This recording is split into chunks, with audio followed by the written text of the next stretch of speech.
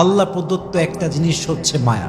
মায়া এমন একটা জিনিস যেটা মানুষের আত্মসম্মান বোধ ভুলিয়ে দেয়, মানুষ তার অস্তিত্ব ভুলে যায়, তার পজিশন ভুলে যায়।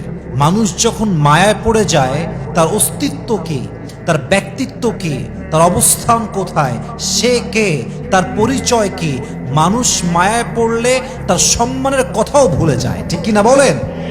কেউ হাজার গুরুত্ব দিলেও তার প্রতি মায়া তৈরি হয় না, আর কেউ হাজার অবহেলা করলেও তার প্রতি মায়াটা মানুষের কমে না। ঠিক কিনা বলেন?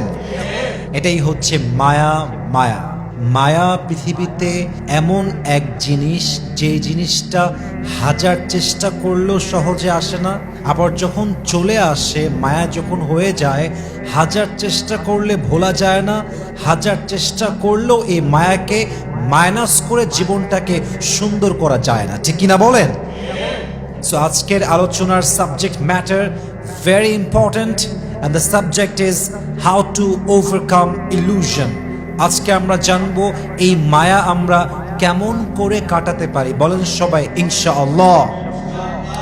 মায়াটা হতে পারে আপনার ওয়াইফের প্রতি, এই মায়াটা হতে পারে আপনার ছেড়ে যাওয়া হাজবেন্ডের প্রতি, মায়াটা হতে পারে আপনার অবৈধ কোনো ভালোবাসার প্রতি, এই মায়াটা হতে পারে আপনার জীবন থেকে হারিয়ে যাওয়া, দুনিয়ার থেকে বিদায় নেওয়া আপনার ভালোবাসার মানুষের প্রতি, সে যে কেউ হতে পারে।